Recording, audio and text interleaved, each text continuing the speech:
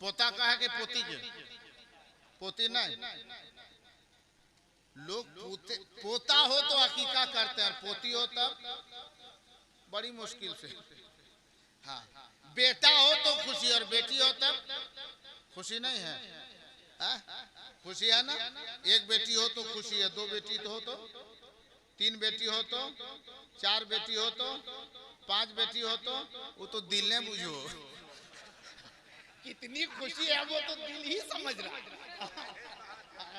हकीकत में अगर किसी को गम हो या ना हो, बच्ची पैदा हो तो बेटी के माँ को तकलीफ नहीं होती है जितनी तकलीफ उस बच्ची के दादी को होती है, जितनी तकलीफ उस बच्ची के दादा को होती है। एक बेटी पैदा हुई तब तो ठीक ठाक है, दो बेटी पैदा हुई तो थोड़ा सा मुंह लटका है, तीन बेटी पैदा हुई तो लगता है 14 चप्पल उसके थथुन पे मार दी। और अगर चार बेटी पैदा हो गई तो घर में फुसुर फुसुर चालू है ना। ये एकदम भौड़ किस्मत हो, ये औरत भौड़ किस्मत है, भौड़ किस्मत है। बेटी पैदा होगी बड़ किस्मत है, तो तोर बेटा कौन पहाड़ किस्मत वाला है? जहाँ बेटी पैदा हुई है सिर्फ माँ से नहीं पैदा हुई है, माँ के साथ उसके बाप का भी उसमें हिस्सा है। कैसे पता चला कि औरत भौड़ किस्मत है कि तेरे बेटा भौड़ किस्मत है? इसको भी तो ख्याल करना होगा। बेटी पैदा हो, मेरे नबी ने फरमाया अगर बेटी पैदा हो फिर भी खुशियां मनाओ, बेटा पैदा हो फिर भी खुशियां मनाओ। और मेरे नबी ने बेटों से ज्यादा बेटियों के लिए खुशियां मनाई है, क्योंकि नबी की आमद से पहले बेटियों को जिंदा जमीन में गाड़ दिया जाता था, लेकिन नबी आए, आका ने फरमाया अब बेटियां दरगोर ना की जाएगी, जिंदा बेटियां जमीन पे ना गाड़ी जाएगी। ए बेटियों, अब तुझे बचाने के लिए मोहम्मदुर रसूलुल्लाह आ चुके हैं, नबी आ गए हैं। बेटियों, अब तुझे गम करने की जरूरत नहीं है, तुझे फिक्रमंद होने की जरूरत नहीं है। जो दुनिया की बेटियों ने कहा था या रसूल अल्लाह ये लोग कैसे मानेंगे कि बेटियां रहमत है, तो मुस्तफा जाने रहमत सल्लल्लाहु ताला अलैहि वसल्लम ने अपने बेटे को बेटी के बेटे के सामने अपने बेटे को खुदा के राह में देने के लिए तैयार हो गए और कहा दुनिया की बेटियों, मैं अपनी उम्मत को पैगाम देता हूँ कि मैं अपनी बेटी से इतनी मोहब्बत करता हूँ कि मलकुल मौत का कहना था या तो या रसूल अल्लाह या आप अपना बेटा दे दीजिए या आप अपना बेटी का बेटा नवासा दे दीजिए, दोनों में से एक पर मौत आएगी। तो मुस्तफा जाने रहमत ने कहा दुनिया की बेटियों सुन लो, मैं अपने बेटों से ज्यादा अपनी बेटी फातिमा से मोहब्बत किया, इसी वजह से मैंने अपने बेटे को दे दिया, नवासे को बचा लिया, ताकि मेरी बेटे के ऊपर गम ना हो, मेरी बेटी मगमूम ना हो। अगर बेटियों से जहां बेटों से मोहब्बत करते हैं, जहां बेटों से मोहब्बत करते हैं, अगर वही आप बेटियों से मोहब्बत करते हैं तो नबी की आमद की खुशी में बोले या रसूल अल्लाह। पूरा मजमा यहां से वहां तक बोले या रसूल अल्लाह, और जोर से बोलो या रसूल अल्लाह। माशाअल्लाह, अल्हम्दुलिल्लाह। अच्छा, एक चीज ये बताइए, हम और आप किससे पैदा हुए हैं? मिट्टी से। इंसान कैसे पैदा हुआ है? इंसान को अल्लाह ने किस चीज से बनाया है? अरे जोर से बोले, किस चीज से? मिट्टी से। जोर से बोले, किस चीज से? इंसान को किससे पैदा किया गया है? इंसान किस चीज से बनाया है? मिट्टी से। और जिन्नात को? जोर से बोले, जिन्नात को। अरे तकरीरें सुनते हैं ना, बयान सुनते हैं ना। जिन्नात को किससे बनाया? मिट्टी से। अरे जोर से बोले, किससे बनाया? जिन्नात को आग से बनाया और इंसान को मिट्टी से बनाया। अब एक चीज को यहाँ गौर करें, इंसान को अल्लाह ने मिट्टी से और जिन्नात को आग से। अब कोई पूछे कि ये बताओ तुम्हारे पैगंबर को अल्लाह ने किससे बनाया? अगर पूछे कि बताओ तेरे नबी को अल्लाह ने किस चीज से बनाया, अगर मिट्टी से कहो तो इंसान के बराबर, आग से कहो तो जिन के बराबर। अल्लाह ने किस चीज से बनाया? इंसान को मिट्टी से बनाया और जिन्नात को, अरे जोर से पहले पीछे वाले भाई लोग, जिन्नात को आग से बनाया। लेकिन हमारे आका जिनकी आमद का ये महीना है रबीउल अव्वल शरीफ की 12 तारीख को मेरे आका अलैहि सलातो व तस्लीम इस दुनिया में तशरीफ लाए। अल्लाह ने किस चीज से बनाया बताऊं? डॉक्टर साहब तवज्जो दे रहे हैं ना? हाँ, थोड़ी सी इधर तवज्जो। अल्लाह ने किस चीज से बनाया? इंसान को बनाया अगर मिट्टी से, जिन्नात को बनाया आग से। अल्लाह जल्ला शानुहु ने अपने महबूब को बनाया 8 चीजों से। कितनी चीजों से? अरे जोर से बोले, कितनी चीजों से? कितनी चीजों से? 8 चीजों से बनाया है। वो 8 चीजें क्या है? जब अल्लाह रब्बुल इज्जत ने अपने महबूब को दुनिया में भेजना मकसूद समझा, अल्लाह रब्बुल इज्जत ने अपने महबूब को दुनिया में भेजना चाहा, तो हजरत जिब्रील से कहा, ओ जिब्रील चले जाओ, वो बस्ती चले जाओ, वो शहर चले जाओ, उस जमीन पे जाओ जिस जमीन को मेरे महबूब के जाने के बाद मदीना कहा जाएगा। जाओ उस जमीन में जाओ। कहाँ जाओ? मदीना। पहले वो मदीना नहीं था। ये जिब्राइल जाओ उस जमीन पे जाओ जहाँ मेरे महबूब जाएंगे, उनके जाने के बाद उस शहर का नाम मदीना रखा जाएगा। उस मदीने में जाओ और वहां जाने के बाद खाके शिफा उठा लाओ। क्या लाओ? खाके शिफा। वहां की मिट्टी उठा लाओ। मदीने की मिट्टी में शिफा है। मेरे नबी मेरे महबूब जब मदीना जाएंगे तो उस मिट्टी में इतना पावर आ जाएगा कि वो मिट्टी में उतना पावर होगा, अगर बर्स वाला सफेद दाग वाला उस मिट्टी को लगाएगा, सफेद दाग की बीमारी दूर हो जाएगी। शिकम में दर्द वाला, पेट के दर्द वाला अगर उस मिट्टी को पानी में घोल के पी जाएगा, दर्द शिकम काफूर हो जाएगा। मेरे नबी के जाने के बाद उस मिट्टी में इतना पावर आएगा। वहां से जाके खाके शिफा उठा लाओ। हजरत जिब्रील आए, मदीने की सरजमीन में आए। वहां आने के बाद वहां की मिट्टी को उठाया, खाके शिफा को लेके बारगाहे खुदा में पेश कर दिया। अल्लाह रब्बुल इज्जत ने फरमाया, ओ जिब्रील ये खाके शिफा ले आए हो, अब जाओ जन्नत की तरफ जाओ, जन्नत से मुश्क लेकर के आओ। हजरत जिब्रील जन्नत में गए, मुश्क लेकर के आए। फिर अल्लाह ने फरमाया, ओ जिब्रील ये 2 चीज तो हो गई, खाके शिफा हो गई, इधर मुश्क हो गया। अब जाओ फिर जन्नत जाओ, जन्नत से जाफरान लेकर के आओ। हजरत जिब्रील जन्नत गए, जन्नत से जाफरान लेकर के आए। हजरत जिब्रील से फिर अल्लाह ने फरमाया, ये 3 चीज हो गई, अब फिर तुम जाओ ए जिब्रील, फिर तुम जन्नत में जाओ, वहां से जाकर के काफूर लेकर के आओ। हजरत जिब्रील जन्नत में गए, काफूर लेकर के आए। फिर अल्लाह ने फरमाया, ए जिब्रील फिर तुम जन्नत जाओ और वहां जाने के बाद सुंबुल लेकर के आओ। सुंबुल जन्नत के घास को, ग्रास को बोलते हैं सुंबुल। ए जिब्रील जाओ जन्नत के सुंबुल को लेकर के आओ। हजरत जिब्रील सुंबुल लेकर के आए। फिर अल्लाह ने फरमाया, ओ जिब्रील ये 5 चीजें हो गई, अब तुम फिर जन्नत में जाओ। और जन्नत में कई नहरें जारी है, जिसमें एक नहर सलसबील भी है, एक नहर मईन भी है, एक नहर नहरे रहीक भी है। ए जिब्रील जा इन तीनों नहरों का पानी लेकर के आओ। हजरत जिब्रील गए, सलसबील का पानी लेकर के आए, नहरे मईन का पानी लेकर के आए, नहरे रहीक का पानी लेकर के आए।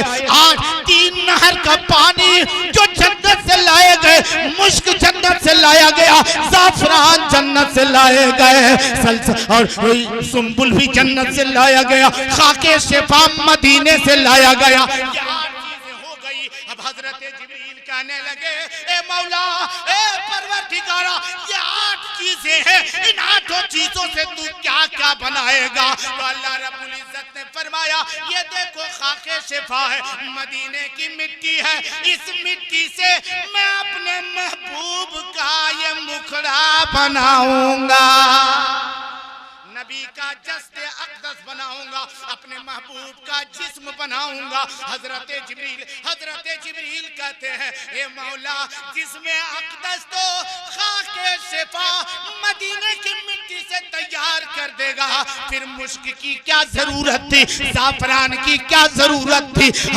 काफूर की क्या जरूरत थी, सुम्बुल की क्या जरूरत थी, नहरे रहीक की जरूरत, सलसबील की जरूरत, नहरे महीन की क्या जरूरत थी। उस वक्त अल्लाह ने फरमाया, ए जिब्रील, अपने महबूब का जसद अक़दस जिस्म को मदीने की मिट्टी से तैयार करूंगा, और ये जो मुश्क है, इस मुश्क से मैं अपने महबूब का लहू तैयार करूंगा। अपने महबूब के जिस्म में, मेरे महबूब के जिस्म में जो लहू होगा वो जन्नत के मुश्क से बनाया जाएगा, जन्नत के मुश्क से उनका लहू तैयार किया जाएगा। ए जिब्रील, और ये जो जाफरान देख रहे हो, इस जाफरान से मैं अपने महबूब के रगों को तैयार करूंगा। ए मैं जिब्रील, और ये जो काफूर है, इस काफूर से अपने महबूब के जिस्म की हड्डी तैयार करूंगा। और ए जिब्रील, और जन्नत के नहरों का जो पानी है, इस पानी से अपने महबूब के लुआबे दहन को पैदा करूंगा, धूके मुबारक को पैदा करूंगा, कि दुनिया वाले देखने वाले देखेंगे कि ये नबी का थूक है, हकीकत में वो तो जन्नत का नहर का पानी होगा, जन्नत के नहर का पानी होगा। ए जिब्रील देख, और ये जन्नत से जो मैं सुम्बुल, जन्नत के घास को मैंने जो मंगवाया है, ये सुम्बुल है। इस सुम्बुल से मैं अपने महबूब के जुल्फे मुअम्बर को तैयार करूंगा। कोई देखने वाला नबी के जुल्फ की जियारत करेगा, गोया कि वो जन्नत के सुम्बुल की जियारत कर रहा है, नबी की धूप की जियारत करेगा, गोया कि जन्नत की नहर की जियारत कर रहा है। अगर वो मुस्तफा जाने रहमत के जिस्म जस्ते अक़दस से कभी कुफार खून बहाते, नबी के जिस्म से खून बहे, दुनिया देखेगी कि ये खून बह रहा है, हकीकत में वो जन्नत के मुश्क बहता नजर आएगा। ये लोगों, नबी के जस्ते अक़दस को तैयार करने में, नबी किससे पैदा हुए? नबी मुश्क से। अल्लाह ने नबी को मुश्क से, खाके शिफा से, जाफरान से, काफूर से, सलसबील से, सुम्बुल से, नहरे रहीक से, और महीन से, ये 8 चीजों से अल्लाह ने अपने महबूब को बनाया है। उसी नबी की आमद है। और जब नबी इतने खूबसूरत हो, नबी की आमद के बारे में अगर मैं कुछ बताऊं, लेकिन वक्त ज्यादा हो रहा है, अकीके के ताल्लुक से वही नबी की आमद हुई, मेरे आका की आमद है। नबूवत का ऐलान किया है, हजरत हसन की विलादत है, हजरत हुसैन की जब विलादत हुई, हजरत ज़ैनब की विलादत हुई, इधर नबी के नवासी की विलादत है, इधर नबी के नवासे की विलादत है। फातिमा की बेटी पैदा हुई, फातिमा, हजरत फातिमा खातूने जन्नत का बेटा हसन की विलादत हुई, हजरत फातिमा खातूने जन्नत अली का शहजादा हुसैन की विलादत हुई। तो मुस्तफा जाने रहमत सल्लल्लाहु ताला अलैहि वसल्लम ने एक दुम्बे को मंगाया, पर रवायतें दिगर 2 मेंढे को मंगवाया, और मंगवाने के बाद उसे जमीन पे लेटाया, छुरी हाथ में ली। ए अली सुन ले, ए अली देख, ये दुम्बा मैंने लाया है, हसन की विलादत की खुशी में ज़बह करने जा रहा हो, हुसैन की विलादत की खुशी के मौके पे ज़बह कर रहा हो, लेकिन ए अली देख, मेरी ये हाथ में छुरी है, ये धारेदार आला है, इस आले को इस जानवर के दुम्बे के हलक पे चलाऊंगा, इसके गर्दन पे रखूंगा, बिस्मिल्लाह पढ़ के इधर मैं छुरी चलाऊंगा, छुरी चलेगी, इधर रग कटेगी, इधर खून का फव्वारा निकलेगा। अली भी हाथ में ले ले। अली ने कहा था, हबीबी या रसूल अल्लाह, मैं क्या ले लूं? मेरे आका ने फरमाया, ये ले, तेरे हाथ में धारीदार चीज है, ये भी असलहा है, ये अस्तूरा है, इसे ले ले। ऐ फातिमा की गोद में ये हसन है, फातिमा की गोद में ये हुसैन है। ए अली, जब इधर मेरे दस्ते मुबारक से, मेरे हाथ से छुरी चलेगी, दुम्बे का गला कटेगा, इधर तेरे हाथ से हसन के सर पर, हुसैन के सर पर अस्तूरा चले, बाल छिलते जाना। ए फातिमा, ख्याल रखना, एक बाल भी जमीन पे ना गिरे, सारे बाल को इकट्ठा लेना, अपने आंचल में रोकती जाना, उसे संभालती जाना, ना अली समझ पाए, न फातिमा समझ पाई। मुस्तफा जाने रहमत में अल्लाह का नाम लिया, बिस्मिल्लाह अल्लाह अकबर पढ़ा है, जानवर को जमीन पे लेटाया, छुरी चलाई है, हलक कटा है, दुम्बा ज़बह हुआ है, कुर्बानी हो गई है। इधर हजरत अली ने हसन के सर पर अस्तूरा चलाया, हुसैन के सर पर अस्तूरा चलाया, बाल छिला गया, फातिमा के आंचल में सारे बाल इकट्ठे हो गए। अब तक काम तमाम हुआ। हजरत अली से नबी ने फरमाया अली मीज़ान लाओ, अली तराजू लाओ। हजरत अली एक तराजू लेकर के आए। आका ने फरमाया ए अली इधर हसन का बाल एक पल्ले में रखो, तराजू के दूसरे पल्ले में सोने के टुकड़े रखो। एक तरफ सोने का टुकड़ा है, एक तरफ हसन का बाल है। जब हुसैन की बारी आई थी, एक तरफ हुसैन का बाल है, एक पल्ले में हुसैन का बाल है, दूसरे पल्ले में चांदी के सिक्के हैं। रखा गया पल्ला बराबर, डंडी बराबर, कांटा बराबर, वजन बराबर। अली से नबी ने फरमाया ए अली तुम ऐलान कर दो ओ मदीने के गरीबों, ओ यतीमों बेकसों, आज नबी ने अपने नवासे का अकीका किया है। अकीके के मौके पर अपने नवासे के बाल बराबर सोना खैरात किया है, चांदी खैरात किया है। तुम्हें चाहिए जरूरतमंदों ले जाओ। और उसी वक्त ऐलान हुआ अगर तुम सोना ना दे सको, चांदी ना दे सको, जब भी अपने बच्चे का अकीका करो, सर के बाल उतारो तो गरीबों में कुछ रकम खैरात कर दो। अरे कुछ नहीं होगा, नबी की सुन्नत अदा हो जाएगी। अली का तरीका।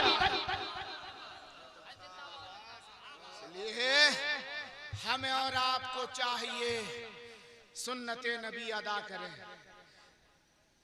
तरीक़े मुस्तफ़ा पर चलने की कोशिश करें।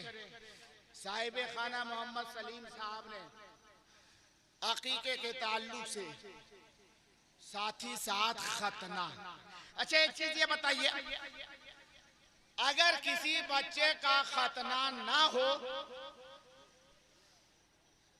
तो मुसलमान है कि नहीं? रहेगा मुसलमान? बोलिए तो। और आप ही घर का बुतरू हो, उसका खतना किसी मजबूरी से नहीं करवा पाइएगा, ले जाकर हम फेंक दीजिएगा। मुसलमान है या नहीं? लोग कहते हैं ना कि हम मुसलमानी करके उसको मुसलमान बना रहे हैं। आका फरमाते कुल्लो मौलूदिन यूलदु अला फितरतिल इस्लाम। हर बच्चा जब पैदा होता है तो उस वक्त वो मुसलमान रहता है। सहाबा ने कहा या रसूल अल्लाह, अगर इधर वाले के घर में पैदा हो तो ठीक समझ में आया मुसलमान है। आप कहते हैं हर बच्चा जो पैदा होता है पैदा होने के बाद मुसलमान रहता है, तो बात तो समझ में आई कि इधर वाले के घर में है तो पैदा हुआ बच्चा तो मुसलमान है, लेकिन अगर इधर वाला या इधर वाले के घर में है तो कैसे मुसलमान होगा? बाप तो कलमा पढ़ता नहीं, वो तो मुसलमान है नहीं। लेकिन किसने कहा है? हमने और आपने नहीं कहा है। नबी जिसे कह दे उसी को खुदा कुरान की आयत बना दे। नबी जो कह दे वही तरीका बन जाए, नबी जो फरमा दे वही मजहबी इस्लाम का कानून बन जाए। आका ने फरमाया हर बच्चा जिसके घर में पैदा हो, चाहे इधर वाला हो चाहे उधर वाला हो, जिसके घर भी पैदा होगा तो पैदाइश के वक्त वो बच्चा क्या होगा? अरे जोर से बोलिए क्या होगा? क्या होगा? ना होगा? अभी भी नहीं मान रहे। अच्छा मान लीजिए क्या होगा? मुसलमान होगा। क्या होगा? जिस वक्त बच्चा पैदा होता है, किसी के घर भी पैदा हो, आका फरमाते हैं, मदीने वाले मुस्तफा फरमाते हैं, पैदाइश के बाद वो बच्चा मुसलमान रहता है। चाहे जिसके घर भी पैदा हो, जिस धर्म वाले के घर में पैदा हो, उस वक्त वो बच्चा मुसलमान रहता है। आप कहिएगा अच्छा ये बताइए, अब कहिएगा मौलाना साहब ये दिमाग में धंसती नहीं है, दिमाग है कि करुआ पत्थर है रे, कहां धंसेगी? काहे नहीं ये बात धंसेगी? सोचने की बात। आखिर ये दिमाग में धंसती क्यों नहीं है? कैसे बाप उसका दरद का पुजारी है, चांद का पुजारी है, सूरज का पुजारी है, पत्थर के मूर्ति का पुजारी है, उसका बेटा मुसलमान कैसे होगा? हम एक बात कहें कि दुनिया में सबसे पहला इंसान कौन था? अरे जोर से बोले क्या नाम है? अरे जोर से बोले क्या नाम है? कौन था? मुसलमान थे वो कि नहीं? अभियो शक है। अरे वो मुसलमान थे कि नहीं? तो उनकी औलादें आज तक चली आ रही हैं। तो मुसलमान का बच्चा क्या होगा? अरे जोर से बोले क्या होगा? मुसलमान तो आदम की नस्ल चली है। बाद में लोग फिरके में बट गए, लेकिन नस्ल तो वहीं से चली है ना। तो फिरका कब बना? जब अक्ल हुई। फिरका कब बना? जब शऊर मिला। कब लोग भटके किधर कि नहीं ये पावर वाला है। किसी ने देखा कि सूरज में इतनी गर्मी है तो बोला यही खुदा है क्योंकि ये इतनी गर्मी वाला है। किसी ने कहा ये दरख्त खुदा है क्योंकि ये अपने आप ऊंचा है। किसी ने कहा ये पत्थर खुदा है। किसी ने कहा दरिया की सैलानी रवानी में ये खुदा है क्योंकि इसकी तेजी ज्यादा। यानी जिसको जो ताकतवर समझ में आया, कब समझ में आया? जब अक्ल मिली। अक्ल जब नहीं थी, बच्चा था, ना वो दरख्त को पहचानता था, ना वो शजरो हजर को जानता, ना वो पत्थर को जानता था, ना किसी और को पहचानता था। अक्ल मिली तब पहचानने लगा। आका फरमाते हैं जब बच्चा पैदा होता है तो उस वक्त वो मुसलमान रहता है। बच्चा जब बड़ा हो जाता है, जिधर उसका बाप जाता है उधर ही उसका बेटा चला जाता है। तो बाप अगर मुसलमान है तो बच्चा मुसलमान ही रहता है। बाप अगर काफिर है तो बच्चा भी कुफ्र के तक। पता चला कि असर बच्चों पर कब होता है? जब बच्चा समझदार होता है, बाप जैसा होता है बाल बच्चा। अरे जोर से बोलिए क्या होता है? वैसे ही होता है ना। अगर माँ बाप अच्छे होते हैं तो औलाद भी। अरे जोर से बोलिए। और अगर कहीं बाप पीओ साहब रहता है, पीओ साहब समझते हैं कि नहीं? हाँ, कोई पढ़ करके वीडियो सीओ बनता है। ये बाबू आधे घंटा में आधे बोतल में पीओ साहब। हाँ हाँ पीओ साहब है। और जिसका बाप ये पीओ रहेगा, पीओ नहीं समझते? हाँ घोटिया घोटिया। बगैर घोटी के। अरे पहले सुना करते थे ना कि बच्चा पैदा हो तो उसको लोग घोटी देते थे। अब बुतरू में घोटी नहीं देता है। जब बड़ा हो जाता है बेटा ये अपने घोटा घोटी शुरू कर देता है। ये घोटा घोटी। और उसके बाद में कहेगा नबी का दामन नहीं छोड़ेंगे। आका की आमद मरहबा। हाँ सरकार की आमद मरहबा। नबी का दामन नहीं छोड़ेंगे। घोटा घोटी कहिया छोड़ेगा? घोटा घोटी खत्म करो। अपनी औलाद को सुधारो, खुद सुधरो, अपने बाल बच्चों को सुधारने की कोशिश करो। आप अच्छे बनोगे, औलादें अच्छी बनेगी। आप कुरान की तिलावत करोगे, आपका बाल बच्चा भी कुरान पढ़ने वाला होगा। हाँ वैसे भी कहा जाता था ना हदीस में, लोग सुनते हैं बाबा सुभान अल्लाह सुभान अल्लाह। बोले क्या सुना? बोला अरे मौलाना साहब बहुत अच्छी तकरीर कर रहे थे। उस वक्त कहते थे, अब अच्छी तकरीर नहीं करते। मौलाना साहब अच्छे शायर पढ़ रहे थे, अच्छी शायरी कर रहे थे, बहुत अच्छा पढ़ रहे थे। वो पहले कहते थे, अभी लोग नहीं कहते हैं। अभी क्या कहते हैं? मौलाना आया ना बेटा जमा दिया।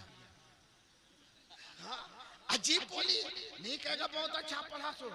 हाँ उधर नौजवान अरे वो शायर साहब जो आया था कहाँ से आया था? बेटा खींच रहा था। अच्छा बेटा खींच रहा था, पहले मौलाना था बेटा।